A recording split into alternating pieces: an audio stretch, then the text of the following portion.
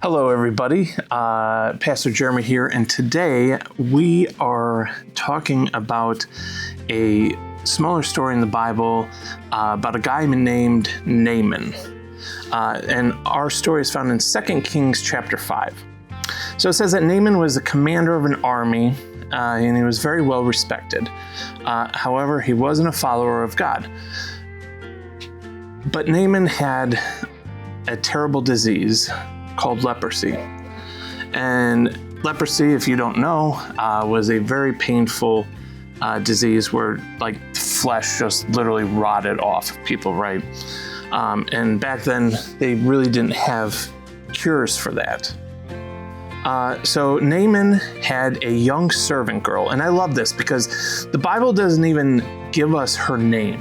It just tells us that a young servant girl who worked in his house was from the nation of Israel. And she spoke up one day and she said, "I wish my master would go see the prophet and he would heal him of leprosy." So she knew what her God was capable of, right? She knew what our God is capable of. And she is here telling her master, who is not a believer in the Lord, to go see the prophet, that she knows where the answer lies, right? So she speaks up and she tells him, and he goes to visit the prophet Elisha. So when Naaman arrived at Elisha's home, Elisha didn't even come out to meet him. Instead, Elisha sent his servant out to deliver a message to Naaman. The servant said, "Go wash yourself 7 times in the Jordan River, then you will be healed." Now this didn't make Naaman very happy, right? Because Naaman was this commander who was high up in the ranks, and he felt that Elisha should have come out to tell him himself.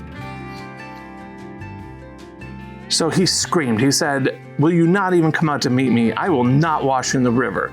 But his officers talked him into obeying and doing what Elisha told him to do. So he went down to the Jordan, he dipped himself 7 times, and he was healed. And I love this story because sometimes we tend to put God in a box, right? Sometimes we ask him for stuff, we ask him for provision, we ask him for healing, and in our mind, we think God's going to do it this way. But ultimately, more often than not, God does it a completely opposite way. He used a nameless servant girl to lead Naaman to where his healing was going to come from. So I want to challenge you with that today. If you have asked God for anything, don't put him in a box. Just say, "Lord, let your will be done."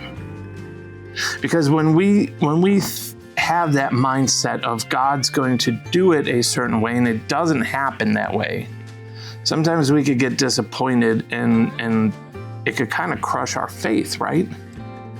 But we know that God's faithful and God is always working behind the scenes that we don't see. And it's always for the better, right? Because I don't know any better than God. You don't know any better than God. But God knows the perfect way. And just as in this story, God knew that Naaman had to go visit the prophet. And he had to take that step of faith to do what the prophet told him to do. So be encouraged with that today. Don't limit God in what you have asked for, whether it's healing, provision, whatever. Keep an open mind. Let God be God. So I hope that blessed you. I pray you have an amazing and wonderful day.